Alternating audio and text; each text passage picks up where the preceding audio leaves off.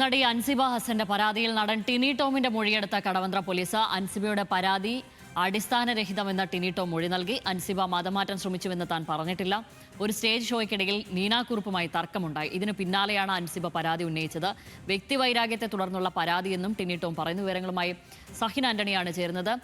സഹിൻ, അപ്പോൾ കാര്യങ്ങൾ നീനാക്കുറുപ്പിലേക്കാണോ എത്തുന്നത്? അതായത് നീനാക്കുറുപ്പാണല്ലോ നിലവിൽ അൻസിബയോട് ഇത്തരത്തിൽ ടിനി ടോം പറഞ്ഞത് താൻ കേട്ടു എന്ന് പറഞ്ഞിരിക്കുന്നത്. അപ്പോൾ ടിനിയും നീനാക്കുറുപ്പും തമ്മിലുള്ള പ്രശ്നം, അതിൻ്റെ ഭാഗമായി ഒരു വ്യക്തിവൈരാഗ്യം അവിടെ രൂപപ്പെടുന്നു. അതുകൊണ്ട് ഇത്തരത്തിലുള്ളൊരു പ്രചാരണം നടത്തുന്നു. അങ്ങനെയാണോ ഇനി കാര്യങ്ങളൊക്കെ കറങ്ങിത്തിരിഞ്ഞു വരുന്നത്?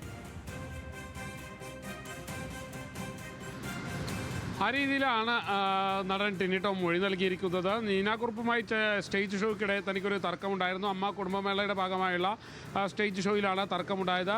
ഈ തർക്കത്തിന് പിന്നാലെയാണ് അൻസിബയോട് നീനാക്കുറുപ്പ് തനിക്കെതിരെ മോശമായി സംസാരിക്കുന്നത് എന്നുള്ളതാണ് ടിനി ടോമിൻ്റെ പരാതി. അൻസിബയ്ക്കെതിരെ താൻ മോശമൊന്നും പറഞ്ഞിട്ടില്ല.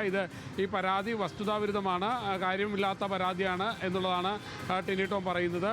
മാത്രമല്ല, അൻസിബ മതമാറ്റം ശ്രമിച്ചുവെന്ന് താൻ ഒരിടത്തും പറഞ്ഞിട്ടില്ല എന്നുള്ളതാണ് ടിനി ടോമിൻ്റെ മൊഴി. എന്തായാലും നടി അൻസിബ നൽകിയ പരാതിയുടെ അടിസ്ഥാനത്തിൽ നടൻ ടിനി ടോമിൻ്റെ മൊഴി കടവന്ത്ര പോലീസ് രേഖപ്പെടുത്തിയിരിക്കുകയാണ്.